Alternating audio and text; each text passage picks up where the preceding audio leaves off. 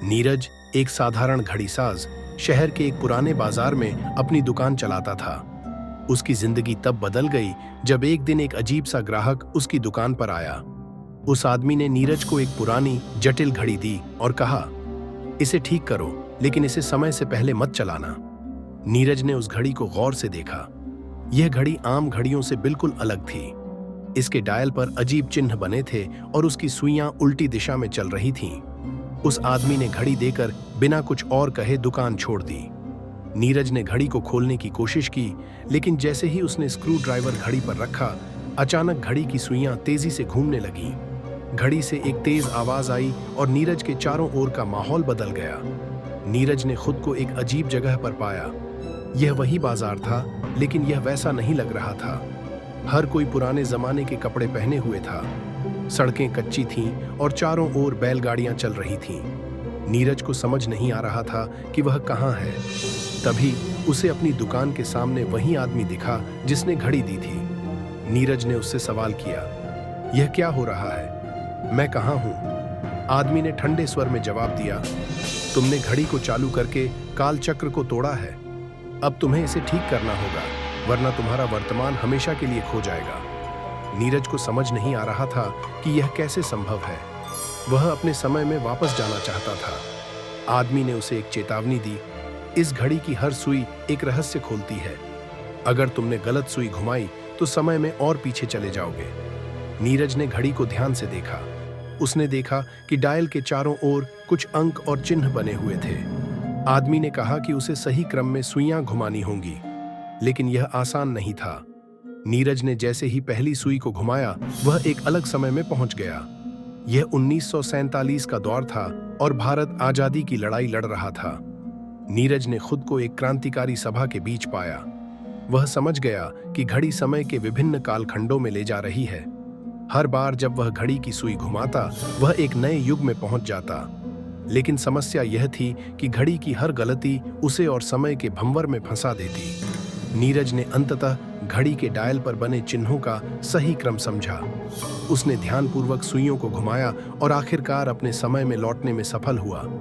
जब वह दुकान पर वापस आया तो वह आदमी गायब हो चुका था।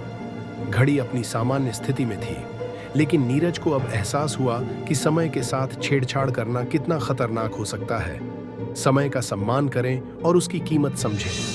हर चीज को उसके स्वाभाविक क्रम में रहने दें। जिज्ञासा अच्छी है, लेकिन सीमाओं को लांघना घातक हो सकता है। नीरज ने सोचा कि अब सब कुछ ठीक हो गया है, लेकिन उसकी जिंदगी में अजीब घटनाएं शुरू हो गईं। दुकान में रखी घड़ी खुद ही चलने लगती। वह अजीब आवाजें सुनता और ऐसा लगता कि कोई उसे देख रहा है। एक रात जब नीरज अपनी दुकान बंद कर रहा था, तभी वही अजीब ग्राहक वापस आया। इस बार उसके चेहरे पर गुस्से और बेचैनी का भाव था। उसने कहा, तुमने घड़ी को चालू करके बहुत बड़ी गलती की है।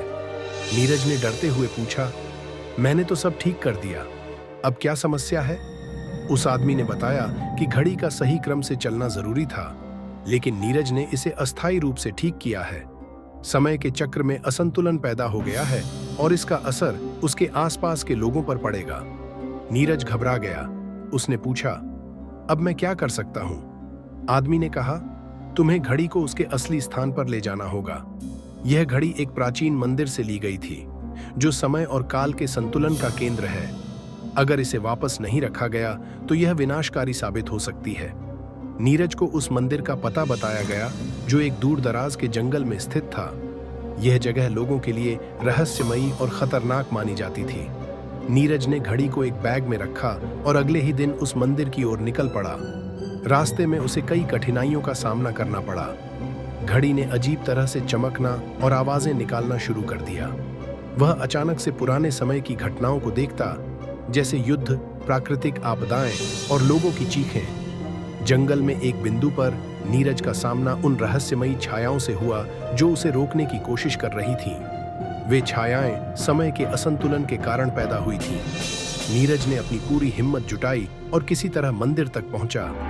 मंदिर अंदर से बेहद प्राचीन था और वहां समय के प्रतीक चिन्ह बने हुए थे। जैसे ही नीरज ने घड़ी को मंदिर के गर्भगृह में रखा, एक चमकदार रोशनी हुई। मंदिर के अंदर गूंजने वाली आवाज ने कहा, यह घड़ी समय का संतुलन है। इसे फिर से छेड़ा गया तो इसका परिणाम अनियंत्रित होगा। नीरज को एक अंतिम कार्य दिया गया। उसे घड़ी की सुइयों को मंदिर के विशेष डायल पर रखे गए संकेतों के अनुसार घुमाना था, लेकिन इसमें एक गलती का मतलब होगा समय का पूर्ण विनाश। नीरज ने धैर्य और सावधानी से सुइयों को सही क्रम में घुमाया। जैसे ही वह अंतिम सुई को सही स्थान पर लाया, मंदिर के भीतर रोशनी फैल गई और सब कुछ शांत हो गया। घड़ी को उसके स्थान पर लौटाने के बाद नीरज ने खुद को अपनी दुकान में पाया। घड़ी अब गायब हो चुकी थी और दुकान पहले की तरह सामान्य लग रही थी। हालांकि नीरज के दिमाग में अब भी वह सफर और मंदिर की गूंजती आवाजें थीं। उसने तय किया कि वह अपनी जिंदगी को पहले से ज्यादा सावधानी और ईमानदारी से जिएगा।